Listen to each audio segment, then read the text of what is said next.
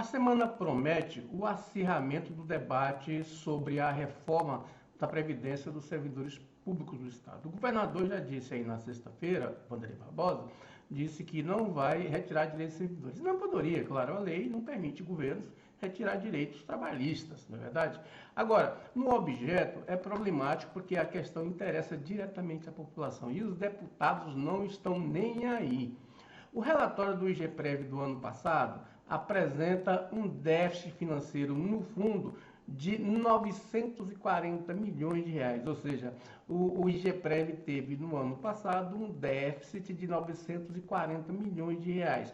E só não foi maior porque o governo decidiu antecipar as parcelas daqueles financiamentos, né, de contribuições atrasadas dos governos anteriores. Então o governo decidiu pagar prestações adiantadas. E aí isso facilitou a equalização do déficit. Mas vejam bem, os servidores públicos, um dos pontos-chave da discussão é que, para manter determinados direitos dos servidores públicos na aposentadoria, o governo teria que elevar a contribuição patronal, ou seja, o que o governo paga para o Fundo de Previdência Privada dos servidores, o Fundo de Previdência Próprio, por ano, ou seja, varia dos atuais 20,20% para 28%. Então, os servidores querem elevar isso para 28%. O governo sinaliza com 24%.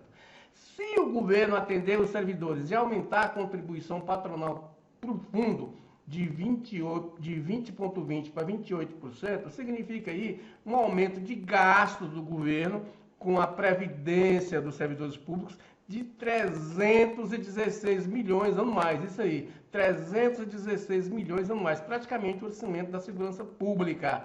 Então, seria esse reajuste aí de 36%, né, de 20,20% para 28%, de gastos, elevação de gastos, para que o governo mantenha a aposentadoria dos servidores da forma como está, ou seja, o contribuinte pagaria mais para aposentar o servidor público que já tem plano de saúde também bancado 50% pelo contribuinte do Estado. Então, é uma discussão que deveria ter a participação dos deputados estaduais, porque eles são representantes do contribuinte, representantes da população. No entanto, ela se dá, nesse exato momento, apenas entre líderes sindicais, que representam legitimamente suas corporações, e o governo do Estado, ou seja, tendente a encontrar um meio termo aí de 24%. Ainda assim, um reajuste na despesa do servidor, do governo com o servidor público da ordem de 150 milhões de reais.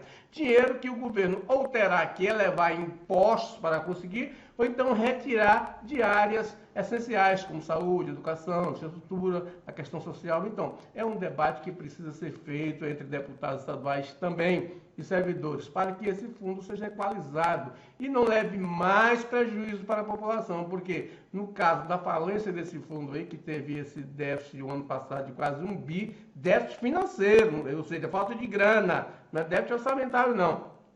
Para que ele não, se ele falir, quem paga a conta é o governo, você aí, cidadão, que não tem aposentadoria integral e não tem plano de saúde. Os servidores têm direito sim, são os servidores que carregam o poder público do Estado, mas a população de um estado miserável como o nosso, né? Um estado onde quase mais de 700 mil pessoas estão na pobreza, na extrema pobreza, então esse estado não pode ficar bancando esse tipo de coisa, ainda que os servidores públicos mereçam, não é verdade? Um bom dia para você.